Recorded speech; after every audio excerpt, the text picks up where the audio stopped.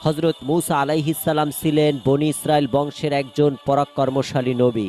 তিনি তুর পাহাড়ে আল্লাহ তাআলার দর্শন লাভ করে তার সঙ্গে সরাসরি কথা বলার সুযোগ লাভ করেছিলেন।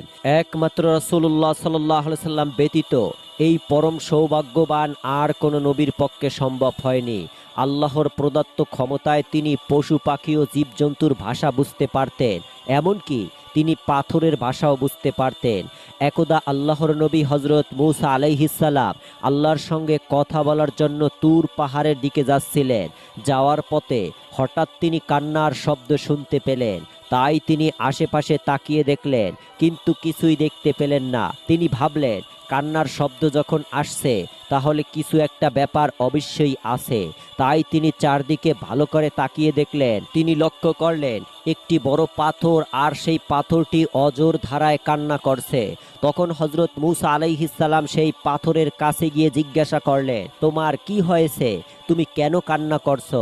তখন মূসা আলাইহিস সালামের কথা শুনে পাথর বলল, আমি আল্লাহর ভয়ে কান্না করছি, কেননা কিয়ামতের দিন আল্লাহ তাআলা আমাকে না জাহান্নামের আগুনে ফেলে দেন। বন্ধুরা, এই পাথরের ভয়ের কারণই তো হতে পারে।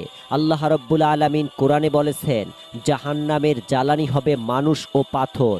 পাথর আরও বলল, আমি যদি সেই জাহান্নামের জ্বালানি হই তাহলে আমার অবস্থা খুবই খারাপ হবে।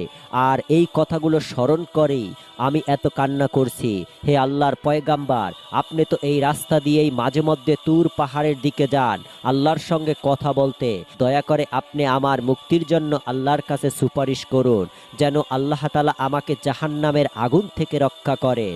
তখন হযরত মূসা আলাইহিস সালাম সেই পাথরকে সান্ত্বনা দিয়ে বললেন, তুমি ঠিক বলছো, আমি আল্লাহর সঙ্গে কথা বলার জন্যই যাচ্ছি, আর আমি অবশ্যই তোমার মুক্তির জন্য আল্লাহর কাছে দোয়া করব।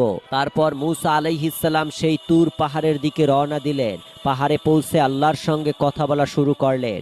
কিন্তু মূসা আলাইহিস সালাম সেই কান্নারত পাথরের কথা আল্লাহকে বলতে ভুলে গেলেন। তাই আল্লাহর সঙ্গে কথা শেষ হওয়ার পর যখন হযরত মূসা আলাইহিস সালাম তুর পাহাড় থেকে ফিরে আসতে যাবেন, তখন আল্লাহ বলেন, হে মূসা, তুমি সেই পাথরের কথা ভুলে গেছো যাকে তুমি সুপারিশের জন্য কথা দিচ্ছিলে? তখন হযরত মূসা আলাইহিস সালাম বললেন, হে আমার রব, আমি সত্যি ভুলে গিয়েছিলাম। আপনি সবই জানেন, আপনি অন্তর্যামী এবং আপনার দৃষ্টিসীমার বাইরে কেউ যেতে পারে না। আল্লাহ তখন বললেন, যাও সেই পাথরকে বলে দিও আমি তাকে জাহান্নামের আগুন থেকে মুক্তি দিয়ে দিয়েছি। তখন হযরত মূসা আলাইহিস সালাম ফিরে আসার পথে সেই পাথরকে বললেন, তুমি আর জাহান্নামের ভয়ে কান্না করো না, আল্লাহ তাআলা তোমাকে মুক্তি করে দিয়েছেন। এই কথা বলে হযরত মূসা আলাইহিস সালাম সেখান থেকে চলে গেলেন। আবার কিছুদিন পর সেই রাস্তাতেই হযরত মূসা আলাইহিস সালাম তুর পাহাড়ে যাচ্ছিলেন আল্লাহর সঙ্গে কথা বলার জন্য।